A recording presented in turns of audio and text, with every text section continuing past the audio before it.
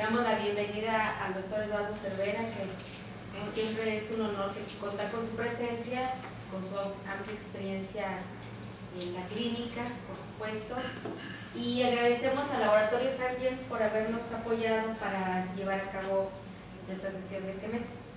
Entonces el día de hoy el doctor nos va a platicar sobre biología y manejo integral de la anemia del paciente con cáncer. Doctor. No, muchas gracias. Muchas gracias, en especial a usted, doctora, a la casa de la que, gracias a Javier, que él me nombró miembro del colegio de aquí de hematología como su presidencia. Yo me siento, por supuesto, de casa, yo estoy acá.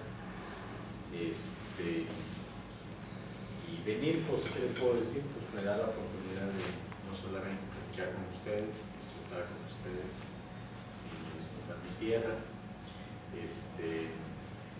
de que Gabriel me grabe y después me mande las diapositivas o todo. De verdad me siento pues muy halagado de estar acá. Muchas gracias a Ángel por esta oportunidad que pues, para mí es el pretexto ideal para estar aquí. Y bueno, hablar de algo que en otros foros para mí es muy sencillo, porque pues, con oncólogos de esto, pues imagínense, ¿no? Es hablar como de fútbol sobre con los gringos, ¿no? Con ustedes puede ser un poquito más complicado. Me voy a pedir indulgencias, doctora Sila, para que no me cobren las cuotas que le debo al colegio. Nada más cóbrame la del último año, así le hago cada año, ¿no? No me sume los años pasados, pero un día me pongo al día, o sea, ya pronto. Vamos a revisar conceptos y ustedes son hematólogos y quizá más hematólogos que yo. Ustedes me conocen, saben que yo manejo mucho la parte de la hemato-oncología, que la parte que yo conozco de la anemia de cáncer es porque mis amigos oncólogos del instituto, aquí Leo estuvo ahí con nosotros, la parte que nos preguntan y la parte que nos piden conocer, pero que ustedes viven al día mucho más que yo. Entonces hagamos esto que está planeado aproximadamente para 1 hora, pero que muchas diapositivas las podemos pasar muy rápido porque está planteada para conceptos muy básicos. Entonces las voy a pasar muy rápido porque las conocen. Entonces vayamos más a la parte en la que ustedes quizá quieran disecar un poco más. Hagámoslo quizá de 1 hora o el tiempo que quieran, pero discutamos a nivel de hematólogos la parte que más les interese, porque hay muchos datos que en otros lados me puedo saltar, pero que ustedes quizá quieran profundizar más. Entonces,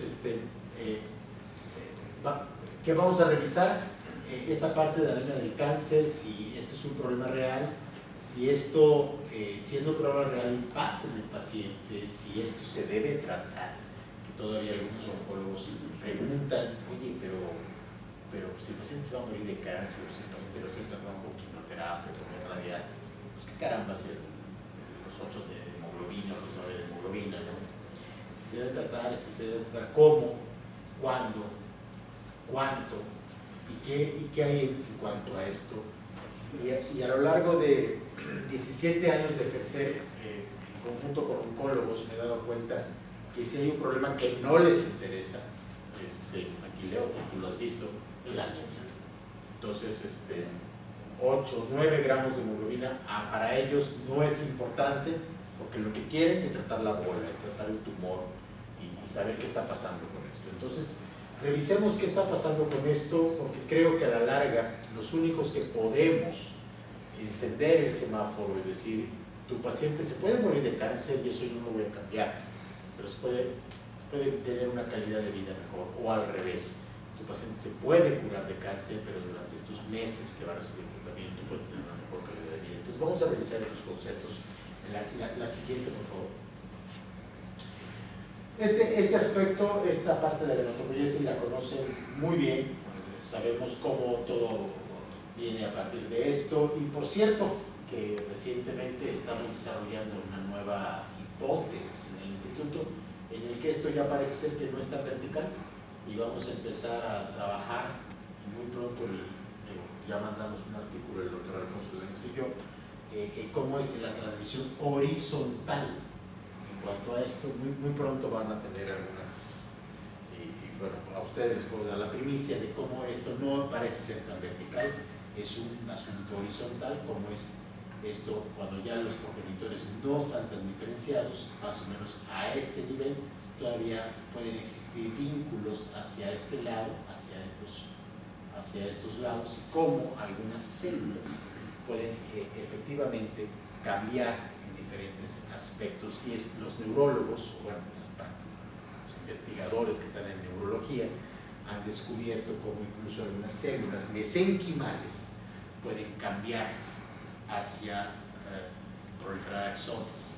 Entonces esta es una parte interesante, un artículo que pronto va a salir en Reviews con Alfonso Lenes y conmigo, que vamos a presentarlo en el instituto. Pero bueno, ustedes conocen muy bien cómo está esta parte jerárquica, que pronto va a cambiar, creo yo, que pronto va a cambiar la parte jerárquica de la hematopoiesis, ¿que sí? Y este concepto que, bueno, aprendimos muy tempranamente en la hematología, en las diferentes partes de la autogenia hematopoyética, cómo se da desde la unidad formal de colonias hasta el eritrocito maduro y las diferentes etapas, algunas reconocibles al microscopio, otras todavía primigenias que no reconocemos, pero que sabemos que se da esta parte de la progresión, ¿sí? Y que además es difícil de explicar para los que nunca han visto un microscopio, o sea, cómo se da esta parte, es muy difícil de explicar, no me detendré más con ustedes en esto, entiendo que esto se conoce. Y la otra parte, la parte del gaito, ¿no? de la fisiología que conocemos muy bien, el cómo se da a partir de una parte muy lejana de la hematopoiesis, como la conocemos, que es el riñón, y cómo la disminución del aporte de oxígeno logra desencadenar vías de señalización que llegan hasta la médula ósea y que terminan en la maduración de progenitores hematopoyéticos hacia la mejor perfusión de oxígeno, y cómo se da esta parte en la que la disminución de oxígeno aumenta la producción eritropoyética, algo que conocemos muy bien y que los neumólogos además conocen muy bien, la eritrocitosis secundaria, ¿no? Y este es el mejor ejemplo que sigue. Y esta cadena de eventos que da la eritropoyesis desde la célula tallo hasta la formación del eritrocito y dando las diferentes partes. Y lo más interesante de esta diapositiva es esta parte, el receptor de eritropoyetina en estos progenitores, que únicamente se da a partir de esta etapa del neumoblasto. Previo a esto, el receptor no existe. Esta parte es muy interesante por lo que vamos a ver más adelante, de si el receptor no existe, o esto es, si la cerradura no existe, la llave no funciona. Esta parte es muy interesante por lo que vamos a ver más adelante de lo que sucedió con los receptores de eritropoyetina vinculados al cáncer y todo lo que se dio en la década pasada. Entonces, vean cómo el receptor de eritropoyetina solo está presente en algunos de los progenitores eritropoyéticos. ¿Sí? Algo que ustedes manejarán su clasificación de anemia como más les guste, ¿no? Este es el tipo de zapato que a ustedes les acomode. ¿Les gusta la clasificación de eritrocinética de la anemia con estas características, la que sigue? Dando o se basan con el índice de producción reticulocitaria, la que sigue.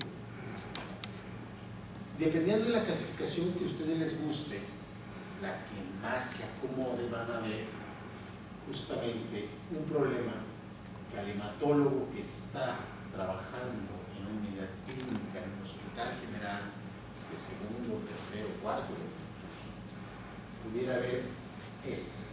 Es el común del hematólogo, del trabajo del hematólogo en la clínica, la anemia de las enfermedades crónicas. Me atrevo a decir que, bueno, obviamente nosotros cancerología, donde la parte más fuerte es justamente la anemia vinculada al cáncer, pero si hablamos del hematólogo, no sé, Aquileo, tú que estás en un hospital de segundo nivel, creo que esa debe ser la anemia en la que más te enfrentas, ¿no? Por mucho. Incluso si bajamos a otro nivel, es justamente lo que estamos viendo. Y si nos vamos todavía un poquito más atrás, seguramente la anemia ferropriva. Pero después de la ferropriva, la anemia de las enfermedades crónicas es quizá una forma importante a lo que nos estamos enfrentando, que además debe de formar, no sé, de 10 consultas, quizá el 30 o el 40%. La anemia de la enfermedad crónica. Y no es raro, cada día tenemos más enfermos crónicos, más diabéticos, más nefrópatas, más neumópatas. Y entonces, esta parte de la segunda forma más común de anemia brincará, yo creo que muy pronto, si logramos corregir esto, que va a estar difícil, pero muy pronto vamos a competir con esto. Y quizá va a ser una parte del quehacer del hematólogo mucho más importante de lo que ya es ahora. ¿Sí? ¿Por qué sucede? También lo sabemos desde la carrera de medicina, por infección, por enfermedades inflamatorias, que justamente la Academia Nacional de Medicina me acaba de pedir que por favor haga un estudio sobre el vínculo sobre enfermedades inflamatorias y anemia, enfermedades renales, que forman una parte muy importante, que yo creo que no tiene que ver tanto con la enfermedad renal per se, sino con la enfermedad renal derivada de la diabetes. O sea, detrás de esto hay el enorme problema de la diabetes, pero bueno, este es otro asunto, ¿no? La enfermedad renal vinculada con la anemia. Y aquí viene la parte que nos ha ocupado y que me ocupa a mí particularmente. ¿Cuáles son los mecanismos? No lo sabemos muy bien. Al menos 3 elementos están comprometidos en esto. Hay un problema fundamental en el uso del hierro. Hay ya, y lo sabemos, un acortamiento de la vida del eritrocito y hay una disminución en la producción de eritropoyetina, y es ahí donde, por lo menos en este momento, tenemos el campo de acción. ¿Cuáles son las características del laboratorio? Las conocen ustedes muy bien, mejor que yo quizá. El hematocrito, la hemoglobina, la cuenta de reticulocitos, el valor de ferritina, que curiosamente suele ser elevado, como un reactante de fase aguda, lo conocemos. El hierro está bajo, la capacidad curiosamente puede ser baja, como un reflejo del problema de base, y las reservas de hierro que pueden estar elevadas como un reflejo de esa eritropoiesis ineficaz que conocemos muy bien. ¿La que sigue, por favor? Esta anemia, entonces, ya hablando de pacientes con cáncer, puede ser atribuida a muchos factores. Uno de ellos, bueno, lo que usamos, radio y quimioterapia, el propio fenómeno de anemia asociada a la enfermedad crónica, con una respuesta variable, muy variable de eritropoyetina. Vemos como hay pacientes que responden muy bien, pacientes que no responden o que responden mínimamente. Pero atribuido al cáncer puede haber también pérdidas sanguíneas, puede haber mielotisis, infiltración en la médula ósea, puede haber deficiencias nutricionales, todos los cánceres, por ejemplo, del tubo digestivo, que no están con esto, o bien, ya lo que conocemos los hematólogos asociado a hemolisis, que esto es a la destrucción de sangre vinculado justamente a algunos procesos linfoproliferativos. El fenómeno parece ser muy conspicuo y puede ser muy diferente, multifactorial. Justamente las células tumorales pueden estar relacionadas con sustancias inductoras de anemia que llevan a supervivencia cortada, que llevan a esto, o bien eritrofagocitosis, dependientes del factor de necrosis tumoral, a factores inmunes activados, macrofágicos, y lo hemos visto incluso en pacientes que tienen hemofagocitosis, derivado de diferentes citocinas con reducción en la producción de eritropoyetina, los pacientes que responden a eritropoyetina, supresión de colonias o unidades formadoras de eritropoiesis y deterioro en la utilización del hierro, que quizás es la segunda parte más importante donde nosotros podemos intervenir. Si por un lado existe una reducción en la producción de eritropoyetina, ahí hay un factor donde podemos intervenir, y el otro factor donde podemos intervenir quizás sea en el deterioro, en la utilización del hierro de una manera general. No quedarnos con que el paciente, si tiene niveles altos de hierro, es porque no le hace falta y no tengo que darle. Acordarse que hay una mala utilización del hierro y quizá un aporte de hierro adicional, como vamos a ver al final de esta plática, puede ser benéfico. Ahora bien, este es un problema real. El oncólogo se da cuenta de esto. Yo les preguntaría, y aquí tengo 1, 2, 3, 4, 5, 6, 7, 8, conmigo 9, 10, Gabriel, no tomo en cuenta a los representantes de AMBIE y al mesero.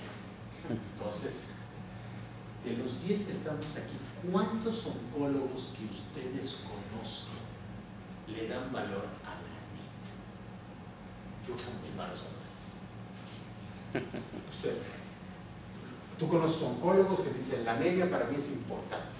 Sí, el doctor Edwin Franco a mí me manda a sus pacientes por anemia, sobre todo los pacientes con cáncer de próstata. He recibido varios pacientes asociados, no está infiltrada la médula, sino asociados al uso del esquema PAP, el bloqueo androgénico total. Y ese parece ser un factor importante. Y yo agregaría uno más. No, el de Franco, ¿no? O sea, en términos generales, los radiooncólogos. Los radiooncólogos se fijan mucho en la anemia, pero por un factor importante. Niveles de hemoglobina menores de 10 dan una tasa de respuesta a la radiación mucho menos efectiva que niveles mayores a 10. Por eso los radiooncólogos se fijan mucho en la anemia. Pero en términos generales, fuera de los radiooncólogos, del doctor Edwin Franco, y algunos que sí, por supuesto, existen. Los cirujanos creo que quedan en otro aspecto. Ellos transfunden porque si no el anestesiólogo le dice no lo vas a operar. Ese es otro asunto, ¿no? Pero generalmente los oncólogos no le prestan tanta importancia o pasan a la transfusión, que vamos a revisar al ratito. ¿Qué onda contra las transfusiones? Que me llama mucho la atención que seamos tan exigentes con el uso de algunos medicamentos para combatir la anemia y no lo seamos para las transfusiones. Algo que, por cierto, aprendí de Raúl Seguer. Me decía, caramba, el problema es que nos llevaron rápidamente al banco de sangre y no nos enseñaron otras cosas. Pero lo vamos a ver. Entonces, vamos a revisar esto. Es un problema real y sí impacta. ¿A que sigue, por favor? Esta es una encuesta europea muy grande, que van a ver más adelante, en cuanto a cuántos pacientes con cáncer tienen anemia, no por tratamiento, 38%, y relacionado al tratamiento, 62%. Pero prácticamente la totalidad de los pacientes con cáncer, y además lo han visto ustedes, en algún momento tienen anemia. Esto quiere decir, ahí está el problema. ¿No lo quieres ver? No lo veas, ahí está. Y además lo vemos, ¿A que sí? ¿Y qué porcentajes?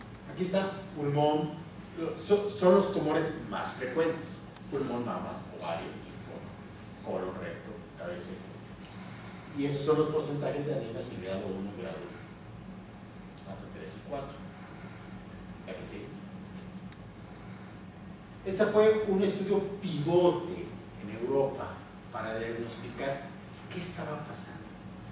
Y una pregunta que siempre nos han hecho: oiga, doctor, usted dice que me está yendo muy bien, yo tolero las quimioterapias, no vomito, no tengo fiebre, no me infecto, pero ¿por qué me siento mal? El paciente con cáncer se siente mal y no parece ser algo, pues usted está tolerando muy bien la gemcitabina o el oxaliplatino o el paclitaxel, lo que sé yo. ¿Por qué se siente mal el paciente? Muchas veces no vemos que tiene 8 de hemoglobina. Y cualquiera de nosotros con 8 de hemoglobina, y aquí estamos a nivel del mar, con 12 nos sentimos bien, con 8 no nos vamos a sentir bien. Y en la Ciudad de México, que vivimos entre 15 y 16, pues con 8 nos vamos a sentir muy mal. Y no parece darnos importancia. El maestro Labardini me decía, el mejor síntoma, el síntoma más tolerable, es el que tú no tienes.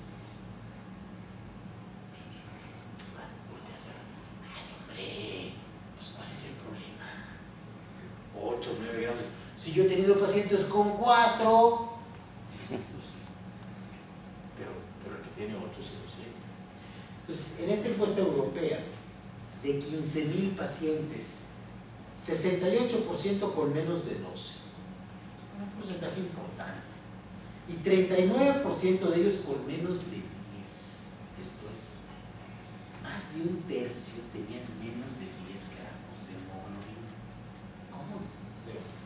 Yo a veces, por cierto, hace poco tenía 16 de hemoglobina, no fumo, en México hago ejercicio, 6 gramos de hemoglobina. ¿Cómo me sentiría yo con 12 en la Ciudad de México? Ustedes son hematólogos.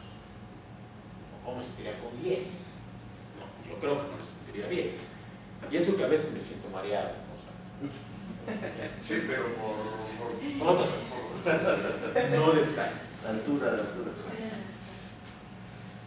Así es mi concepto. Fue la altura lo que me afectó. Ahora, pacientes en quimioterapia, hasta un 75% llegaron a tener anemia. O sea, el problema no es menor. Si no lo queremos ver, es otro asunto. Es como cuando nuestro hijo no va bien en la escuela. Bueno, lo que pasa es que el maestro es malo. Sexto de primaria es duro para todos. Es que ya va a pasar así. Es que, bueno, ¿qué quieres? ¿No lo quieres ver? Aquí está. Obviamente va con menor desempeño físico. Y lo que llama la atención, en Europa, no fue en Estados Unidos, no fue en México, no fue en Tijuana, no fue en Mérida. Solamente un 39% recibieron tratamiento. O lo que dice mi maestro Lamadín, el mejor síntoma es el que no es el tuyo. No, hombre, pues ¿cómo se siente? Está a todo dar, está respondiendo a todo dar. Pues vaya, y no trataron la anemia. ¿A que sí?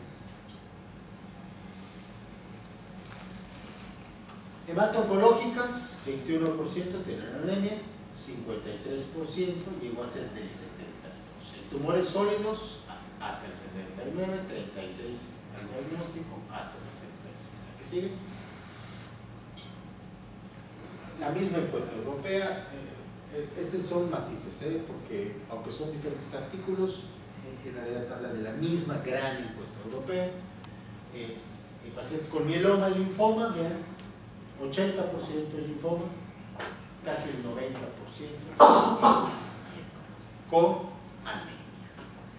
9 de 10 pacientes con mieloma tienen anemia. Curiosamente, si se fijan de la fecha de publicación, la eritropoyetina ya estaba indicada en Europa y no fueron tratados, siendo que más del 80% de estos pacientes con mieloma, la eritropoyetina ya estaba indicada.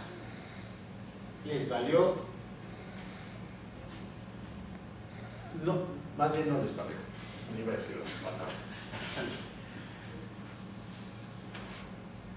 ¿Ahí está? Esto es, vean cómo va aumentando el porcentaje, 2/3 de los pacientes llegan a tener esto. ¿La que sigue? Factores de riesgo para que desarrollen anemia, que hayan tenido una transfusión, tratamiento inmunosupresor, que reciban radioterapia, y además se nos olvida, va a recibir radioterapia, tiene 12 de hemoglobina, no le das algo, va a ser anemia, es que luego lo transfundo, vamos a ver qué va a pasar al ratito con las transfusiones. Claro, soy católico, ¿no? ¿Qué creo que se los dije? No soy testigo de Jehová, para lo que les voy a decir. Y luego los factores de mielosupresión, ¿no? Edad, nivel, ¿sí? Conocen muy bien las escalas de evolución, ¿sí?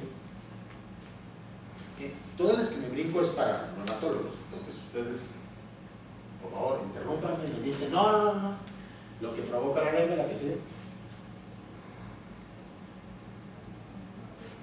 Alteraciones propias, la que sigue, que también las han visto. Impacto en la calidad de vida, la que sigue. Curiosamente, sucede lo mismo con los pacientes renales y en eso hemos aprendido mucho. Los nefrólogos nos los mandan. Aparte, bueno, no sé en la vida institucional, porque yo no veo pacientes nefrópatas en el instituto, pero en la prepa es una delicia, ¿no? Que un nefrólogo diga, oye, tengo un paciente con 8 de hemoglobina, así, mándame. Es un poquito de hierro, un poquito de eritropoyetina, y se lo regresas al mes. Más bien no se lo regresas y no le dices, tengo que seguirlo vigilando, porque yo tengo 12, 13 de hemoglobina, y así me lo llevo. No, ahora hay que seguirlo viendo juntos. O sea, y porque lo sabes, el mismo paciente te dice, me siento a todísimo. ¿Sí? Síntomas y desempeño, la que sigue, por favor, no voy a recalcar en esto, pero justamente es esto. La anemia afecta algo que al médico no le afecta, pero le afecta al paciente. Fatiga, depresión, capacidad de ejercicio, baja concentración, función social deteriorada, capacidad para trabajar. Y bueno, algunos de ellos me dicen disfunción sexual. ¿Sí? Otros aspectos que lógicamente están impactando en la anemia, ¿sí? Entonces, en resumen, la etiología es multifactorial, bajos niveles de eritropoyetina, hay un acortamiento de la vida del eritrocito por supresores citoquímicos, deterioro del manto biliar, puede haber infiltración, etcétera, por múltiples mecanismos asociados al cáncer, desarrollan anemia y tienen que ser evaluados para buscar esas y otras causas, y esto es ampliamente prevalente. ¿Sí? Consecuencias profundas e importantes, contribuyente importante del deterioro en la calidad de vida, y mejorar sus niveles mejora justamente eso, la calidad de vida. ¿Sí? Y llegado a este punto, entonces, ¿qué podemos hacer? ¿Hay que tratarlo? Parece que sí. ¿Cómo? ¿Cuándo? ¿Cómo? ¿Sí? Entonces, quizá el primer requisito sería mejorar sus niveles de hemoglobina. El segundo, que parecería lógico, sería por reducir las transfusiones, porque si solamente fuera cuestión de ponerle gasolina al tanque, ¿no? No pasa nada, vamos a ver qué va a pasar con las transfusiones, pero yo creo que lo más importante es esto: mejorar la calidad de vida de un paciente que puede tener mucha vida, porque se va a curar del cáncer durante el tiempo que va a tener, o que va a tener poca vida, pero que esa poca vida hay que dársela bien, que sigue, por favor. Y esta es la historia del tratamiento de la anemia. Desde principios del siglo pasado, cuando hubo transfusiones, fue su única opción, enfocada solamente a esta anemia grave, que quizá fue como nos educamos, por cierto.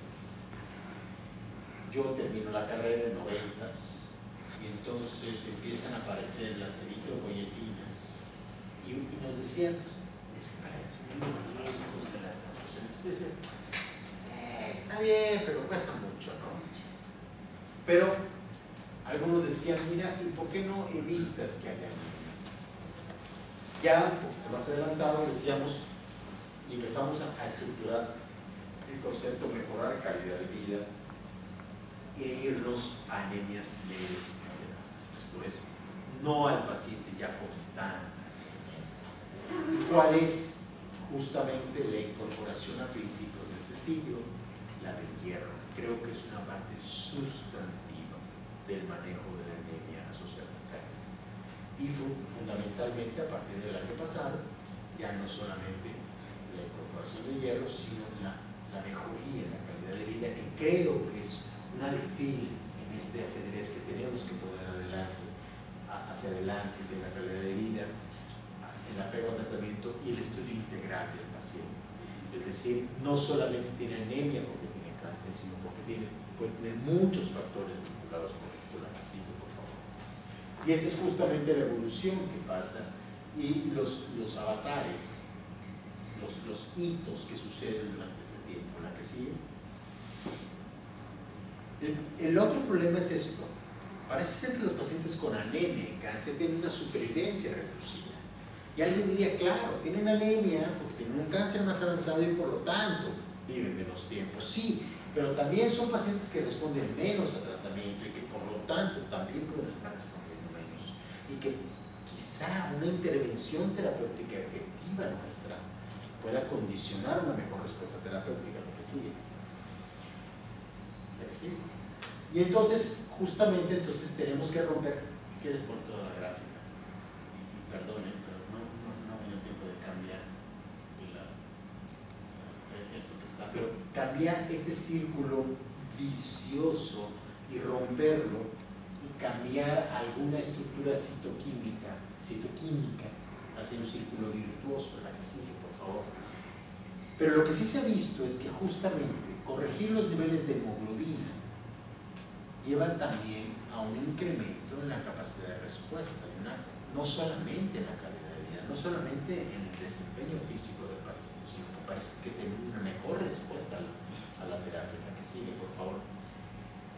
Obviamente, es mucho mejor que el paciente mejore sus niveles de hemoglobina de manera más fisiológica con el uso de eritropoyetina a esto, a lo que nosotros hemos visto a través del tiempo, y además lo conocemos bien los hematólogos.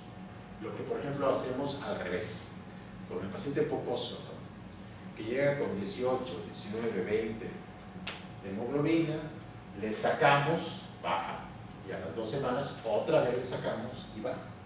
Y siempre nos hemos preguntado, los hematólogos, los neumólogos y los cardiólogos se quedan muy contentos, ¿no?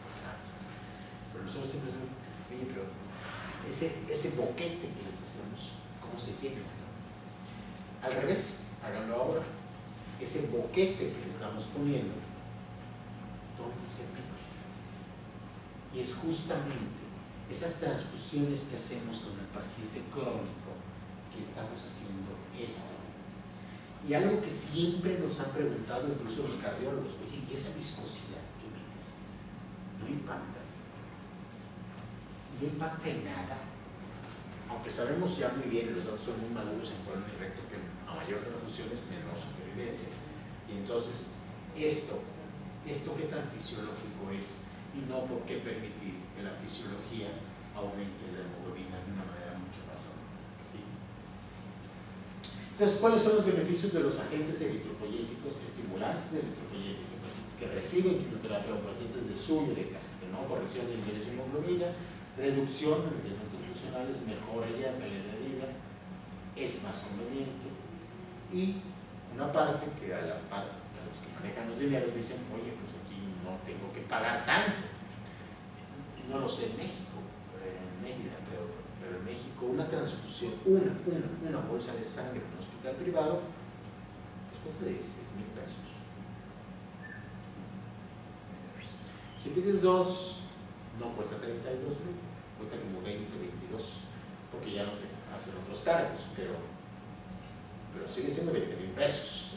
Entonces, pues al final sumas y restas, dices, oye, pues tampoco así como que más barato transfundir, no lo es. Y en cuanto a seguridad, bueno, vamos a ver qué va a pasar. ¿Sí? Otro punto importante es, ¿con cuánta hemoglobina empieza el paciente? ¿Y cuál es el riesgo de que lo transfunda? ¿Cuál es el riesgo de que lo transfunde? Dependiendo de lo que yo haga. Si lo transfundo nada más, o le doy un medicamento en el que lógicamente puedo evitar esa transfusión. Porque quizá mi paciente se va a transfundir. Pero ¿qué puedo hacer para que se transfunda lo menos posible? Que ese es otro punto que los oncólogos no me entienden, o bueno, no todos. Oye, es que al final lo vas a transfundir, sí, está bien, pero no es lo mismo que a lo largo de su vida se transfunda 32 veces a que se transfunda 10 veces. Y cuando les pregunto, ¿cuántas bolsas de sangre quieres recibir? 32 de 32 sujetos que no conoces, o solo 10. O lo que es lo mismo, ¿con cuántos te quieres acostar? Pero sin condón. Entonces ya la cosa cambia. ¿Sí? Se ha hecho, se conoce muy bien esta parte con la radioterapia y se sabe justamente cuál es el impacto del tratamiento en radioterapia, y quizás son los datos más maduros que tenemos, ¿sí? Y cómo los radioterapeutas casi te exigen, y tú lo viste aquí, Leo, ningún radioterapeuta del instituto te radia a nadie con menos de 12 de hemoglobina, y miren que son estrictos. De hecho es motivo de guardia de castigo. Es motivo de guardia de castigo. O sea, ni me lo preguntes. O sea, eso no existe. ¿Por qué? Ellos manejan ahí unas teorías, la anterior nada más para que vean justamente esto, ¿no? O sea, el impacto de la radioterapia justamente en esto. ¿Y cómo entonces? Este es un estudio europeo, donde el doctor Luna, mi compadre y yo nos educamos, que fue en Lausanne, en Suiza, en el que todos los pacientes recibían exclusivamente manejo con eritropoyetina o transfusiones, pero tenían que ser llevados a radioterapia justamente con más de 12 de hemoglobina. No había de otra. Un poco de... no poníamos pruebas de castigo, íbamos a hacer después. Sí. Y entonces, bueno, esta es una parte para mejora de fatiga y energía, la que sigue, y empieza a aparecer calidad de vida asociada a los agentes electroquímicos. Ese fue quizá el primer alfil de este ajedrez que dijeron, ok, calidad de vida, manejemos la calidad de vida. Estas son revisiones, las voy a pasar muy rápidas, la que sigue. Estas son otras revisiones, la que sigue, y todas estas van dando esto, la que sigue. Corrección de niveles de hemoglobina y mejoría en la calidad de vida, la voy a pasar muy rápido, la que sigue. La que sigue. Disminución en requerimientos funcionales, por supuesto, la que sigue. Y aquí viene un punto que surge hace aproximadamente unos 10, 12 años, que motivó una gran discusión con quien es uno de, pues yo lo considero un amigo mío, un poquito más de un amigo mío, soy su padrino de bodas, o sea, más de allá, su padre, y motivó unas discusiones pues, de muchas tardes, noches, madrugadas, consumos vitivinícolas,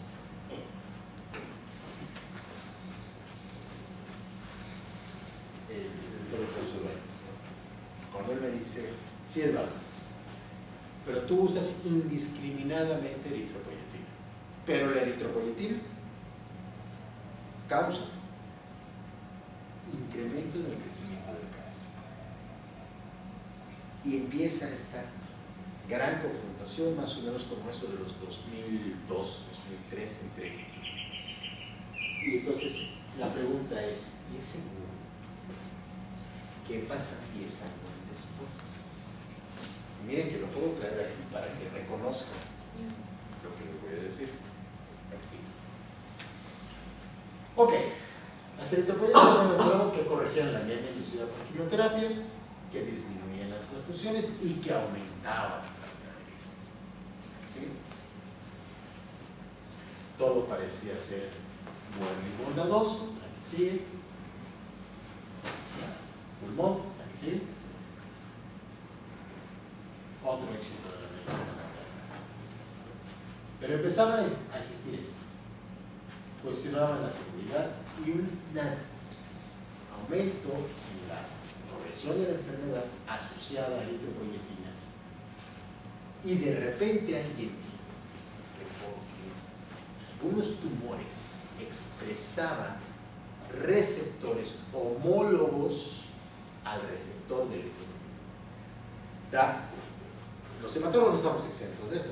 Finalmente la hematología es la madre de todas las ciencias, siempre lo he dicho. ¿Y qué pasaba cuando inventaron el factor de crecimiento, el GMSCF, ¿no? O el GCSF? Y venía la leucemia y decías, oye, no, pero no. Paciente con leucemia no le puedes dar filgrastim o molgramostim porque corres el riesgo ¿de qué? De estimular la leucemia, ¿no? Entonces, bueno, los oncólogos 20 años después pensaron lo mismo que nosotros. Se tardan un poco los muchachos. Y entonces dijeron, no, pero la ECO puede estimular el crecimiento de tumores, particularmente epidermoides. Y lo sacan en cervix y en tumores de cabeza y cuello, que justamente son los emblemáticos epidermoides, ¿no? Y dicen, no. Y además, 2 de ellos publicados en Lancet Oncology.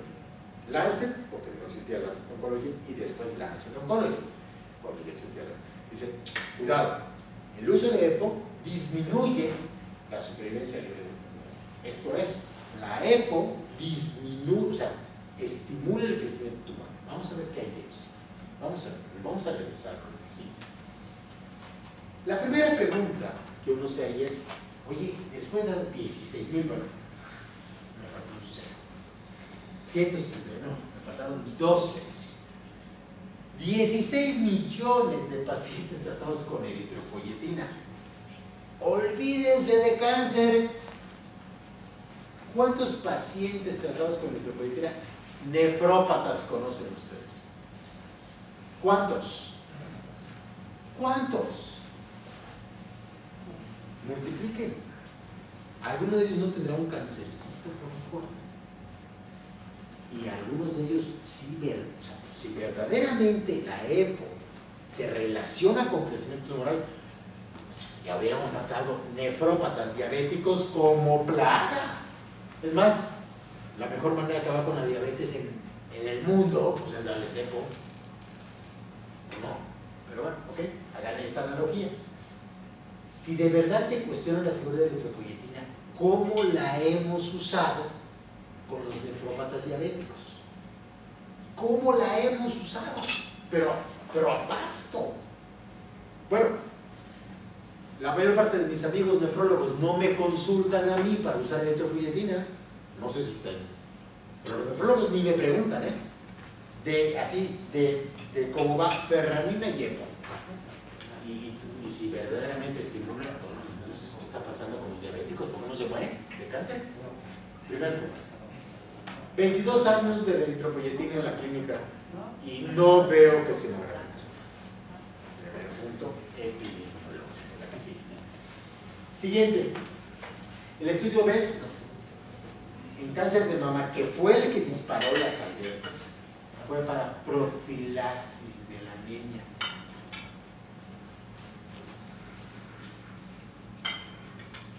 Mi papá les dice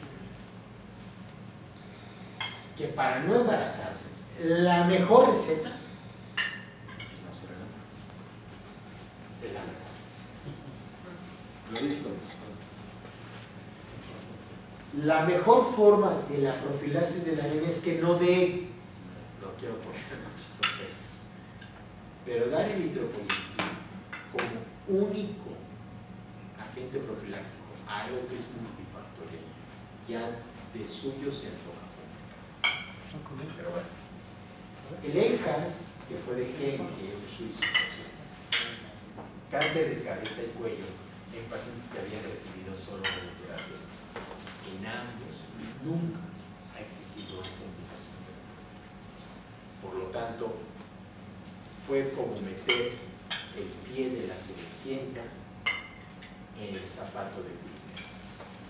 No quiero decir que era chiquito, al contrario, era poner un problema pequeño en un zapato grandón, la que sigue.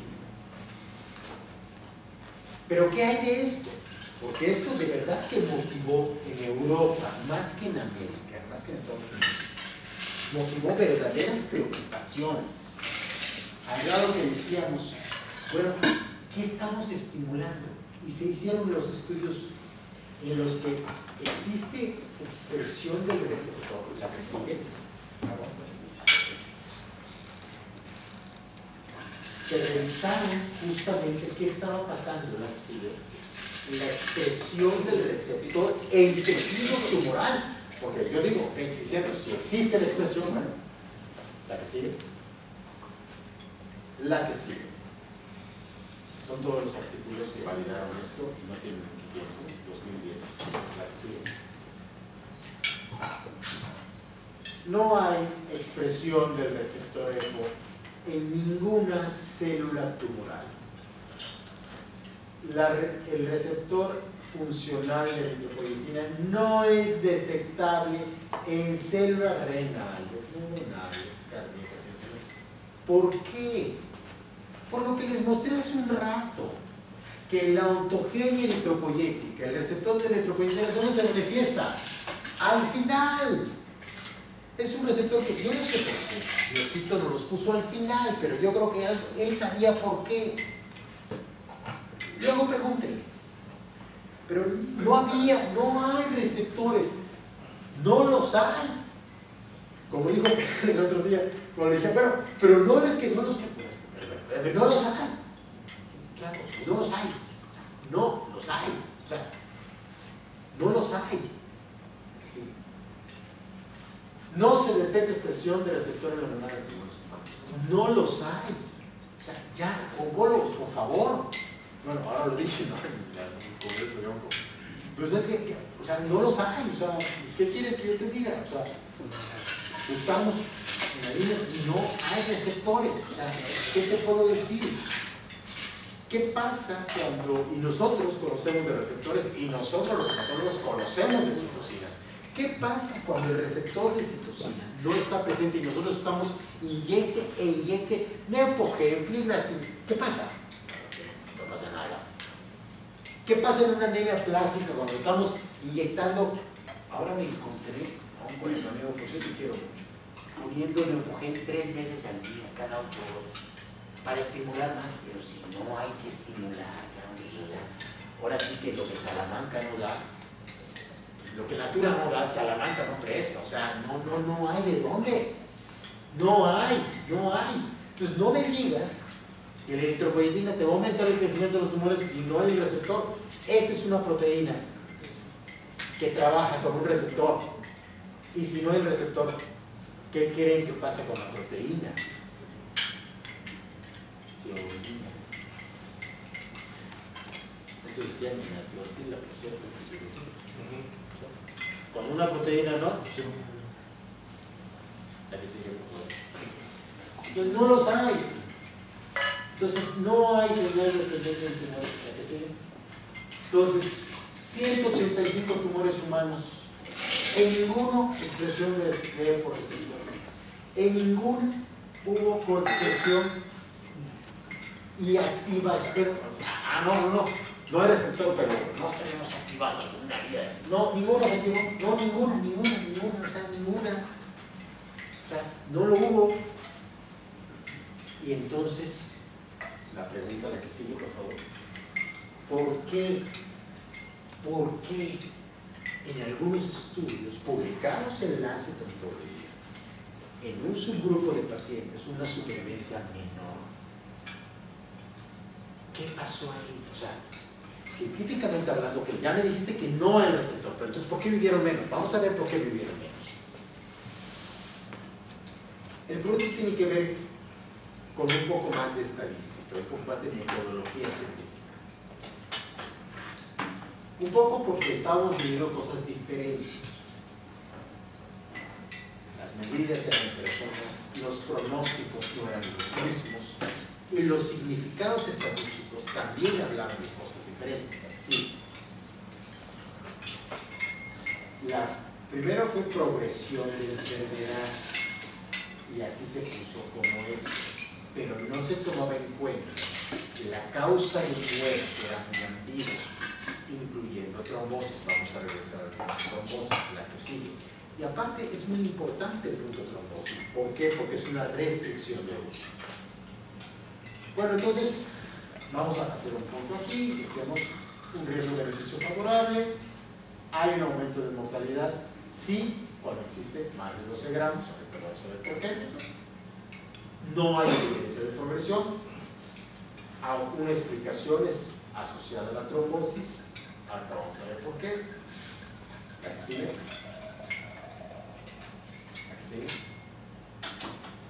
La que sigue. La que sigue. La supervivencia no se altera. Esto queda claro. La que sigue.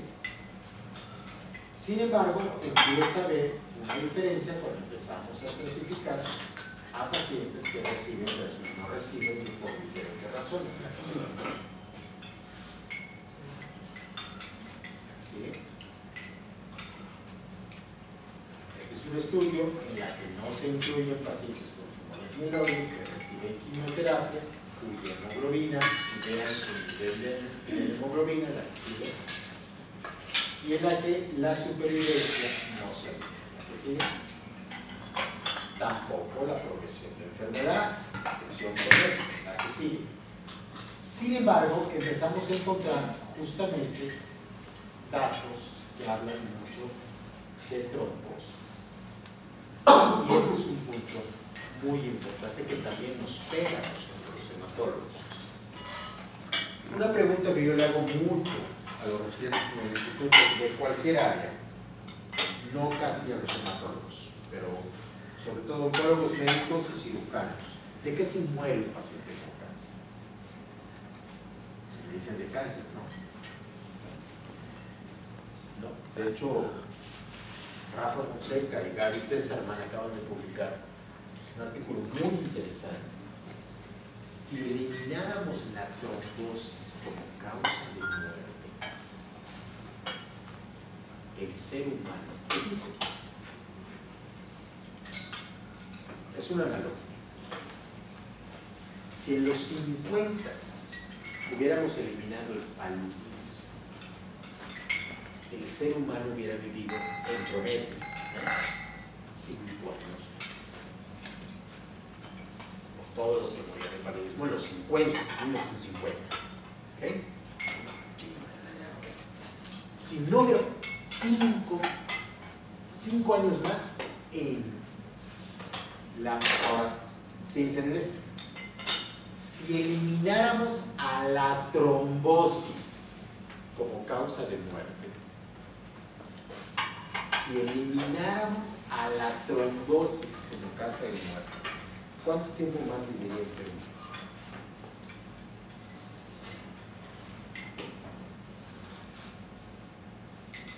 Interesante, ¿verdad? Llegamos a 100 años. No, más allá de ver, si la trombosis fuera eliminada como causa de muerte, el ser humano viviría 240 años. Nada más para que vean que sí. Ojalá nuestros hijos no sean hematólogos, pero si lo fueran, deberían ser la trombosis. El ser humano, en general, el 30% de los seres humanos mueren de trombosis, pero en cáncer, cerca del 70% mueren por trombosis. Esa es la causa de muerte de un paciente. Y entonces, ¿qué pasa cuando empiezan a salir y el primer agente médico, medicina, pues, que revisa calidad de vida relacionado con esto y surge la trombosis, fueron los agentes eritropoyéticos? Entonces, no es de extrañar que aparezca este triangulito aquí, que justamente vean cómo hay un mayor riesgo de trombosis asociado al medicamento que contra el placebo. Tenía que ver con el asunto trombosis, no con lo que nos dijeron que no, que estamos estimulando receptores. No. ¿Por qué la trombosis? Vamos a eso. La análisis, la que sigue, asuntos de seguridad, y justamente empiezan a aparecer en estos grandes metaanálisis. Perdón por eso, pero justamente la parte de trombosis, sí. Perdón, pero salió muy mala diapositiva. Pero justamente en donde aparecía el dato relevante era el aspecto trombosis.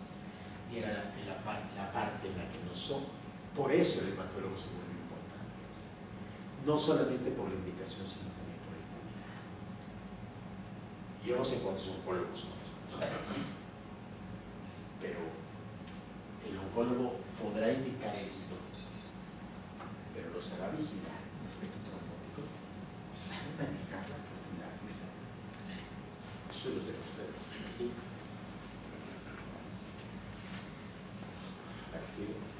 Lo voy muy rápido por el tiempo, pero justamente vean cómo el riesgo justamente aumenta a partir de cuando la hemoglobina sube de 12, por lo tanto habla de la estimación del riesgo. Y además, como mi abuela, por cierto, vivía en el 84 ahí por el centenario, decía, dijo, cuando no haya calentura, no tienes que ponerte hielos. Cuando no haya anemia, pues no tienes que tratarla. Y no existe tratamiento para cuando no lo hay. Que eso es una parte muy importante. se trata cuando lo hay. ¿Sí? Entonces, el uso de las electroproyecciones no afecta a la supervivencia, no afecta a la radioterapia, bueno, no afecta, no lo hay. Son seguras cuando se utiliza en su contexto adecuado. Voy muy rápido para suplementar hierro. La respuesta es sí, seguimos rápido. Este es el metabolismo del hierro, la que sigue. Muy rápido por cuestiones del tiempo. Esta es la diferencia entre suplementar o no suplementar hierro. Sí. Es mucho mejor el hierro intravenoso que el hierro oral. Lamentablemente en México no tenemos buenas preparaciones de hierro intravenoso. No las tenemos. Seguimos utilizando el hierro maltosado, el hierro de estrella, que no son tan seguras y tan cómodas y tampoco dolorosas. Entonces, esa es una grave deficiencia que tenemos en México, pero siempre la recomendación es el uso del hierro por cualquier vía y de preferencia intravenoso, la que sigue. Entonces, esta es cuando se utiliza el eritropoyético solo con hierro, ¿sí? Y aquí viene otra pregunta. Oye, qué difíciles hemos sido con los que la que sea, la eritropoyetina, la que quieran. Hemos puesto tantas preguntas, oye, que digamos, nos hemos hecho la misma pregunta con las transfusiones. Porque hemos sido libres de 3 paquetes globulares. No tienes ningún empacho en 3 transfusiones o 3 meses de eritropoyetina. ¿Y qué ha pasado con las transfusiones? ¿De verdad son buenas? Claro, cosa que estaba hablando de Lisa hace un rato. No soy testigo de Jehová. Pero ¿qué pasa con eso? ¿La que sí? ¿Impactan en la supervivencia? Hoy por hoy, revisen cualquier página de FDA, la que quieran. Hay más alarmas sobre el uso de transfusiones que de cualquier eritropoyetina, la que quieran. En proporción 200 a 1. Pero no nos cuestionamos el transfundir un paciente. No lo cuestionamos. Decimos, no, mira, es que manda a acabar. Ponle 3 bolsas de sangre, le quitan hoy la disnea y en una semana la calidad de vida mejoró. No hablemos de costos, la que sigue. La que sigue. Este es el impacto de las transfusiones, todas son negativas. La que sigue. La que sigue. Esto es mucho que tiene que ver con complicaciones quirúrgicas. La que sigue. Estudios que pagó la FDA y que no quiso publicar. Pero algo que no nos dicen nosotros, el contenido enzimático de los glóbulos rojos se pierde en 2 semanas. Su capacidad de transfusión se ha perdido. Se aumenta tanto la viscosidad que justamente eso favorece efectos trombóticos. Y la pregunta es, ¿esos glóbulos rojos después de 2 semanas sí pasan por los capilares o se rompen? Y cuando nosotros, ¿cómo vemos en el microscopio un paciente que ha sido transfundido? Vemos un montón de dacrocitos, células rotas, ¿no? ¿Y por qué están rotas? Pues porque pasaron por muchos capilares que ya no fueron moldeables, ¿la que sigue? Estas son algunas microfotografías. Miren lo que pasa el día 0, que están bien bonitos. El día 14 ya no están tan bonitos.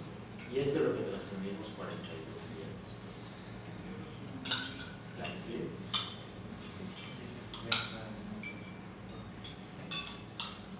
Varios representantes han dicho esto. La evidencia es ya suficiente para justificar una inclusión de alarma. Pero ¿saben qué pasa? que no nos da la vida para cerrar los bancos de sangre. Aparte, de alguna manera vivimos de eso, y porque no tenemos otra opción. Dice Raúl Izaguirre, los bancos de sangre es para el hematólogo una fuente de vida y una fuente de muerte. Vivimos de eso, pero morimos por eso. Para la anemia aguda no hay otra cosa más que la sangre humana, pero para la anemia crónica. Y cuando los hematólogos le dijimos a todos los demás médicos que podíamos transfundir sangre en anemia crónica, les dimos al mismo tiempo la cura y la maldad, porque no estamos corrigiendo nada. Aspirinas al problema, quizá ni eso. ¿Sí? ¿Y cómo estamos? ¿La que sigue? Esas son las recomendaciones tanto de ASCO y me llama la atención, los oncólogos y los hematólogos publicamos las mismas guías, ya no sirve, las mismas guías. La NSCL, que es el organismo casi rector de la oncología de Estados Unidos, y la Organización Europea, y justamente van hacia el uso de agentes estimulantes de eritropoyesis. La que sigue. Son los análisis Cochrane, la que sigue. Entonces, no hay datos de progresión tumoral, la que sigue. Se han quitado algunas restricciones de uso para las recombinantes, y esto, a partir de 2007, se quitaron en 2010, la que sigue. Esto ya lo vimos antes, la que sigue. Algunas guías de manejo, me voy muy rápido. Prácticamente todas están recomendando el uso de eritropoyetinas por debajo de guías de hemoglobina, y algunos, como las guías canadienses, que sugieren que si el paciente va a hacer anemia y tienes elementos para eso, empieces antes, la que sigue. La que sigue. Entonces están utilizando eritropoyetinas a veces por debajo del nivel, o cuando preveas que el paciente va a llegar a un nivel por debajo, la que sigue. Así, suplementar con hierro, ya revisado, la que sigue. Y bueno, algo muy rapidito, porque hablamos de esta molécula, una molécula que particularmente a mí me gusta mucho por su comodidad de uso y porque tiene incorporado ácido ciálico en su molécula que le aumenta varias veces, no la potencia, ¿la que sigue?, sino la permanencia en el sitio de recepción, lo que hace que la molécula permanezca, y no solo permanezca, sino que te dé una comodidad de uso. Si ustedes utilizan una eritropoyetina, tienen que estar inyectando a su enfermo 2, 3, 4, 5 veces a la semana o diario. Y pregúntenle a cualquiera, bueno, por lo menos a mí, oye, ¿te quieres inyectar diario o una vez cada 2 semanas? No sé ustedes, pero yo sigo prefiriendo que no me inyectes. Y si puede ser lo menos posible, lo menos posible. ¿Sí? Y eso es básicamente por el ácido ciálico. Esta presentación se las puedo dejar para que revisen un poquito más adelante la parte bioquímica. Seguramente les va a interesar mucho el cómo el ácido ciálico permanece, le da mayor vida a la eritropoyetina, permitiendo que ustedes hagan una sola intervención cada 2 semanas y el enfermo pueda mantener mejores niveles de eritropoyetina sin necesidad transfusional. Y créanmelo, a la larga, bueno, yo por lo menos, pacientes, sobre todo con linfoma o mieloma, que les incorporo el uso de ARNES muy pronto, o sea, no muy pronto, nunca los transfundo. Por un lado, te ahorran los costos de la transfusión, pero por otro lado, son 2, 3, 4, 5, cuando mucho aplicaciones de la eritropoyetina que evitan múltiples aplicaciones de eritropoyetina y sobre todo los costos asociados a la transfusión. La que sigue, por favor. La que sigue. Incremento la vida media. Sigue.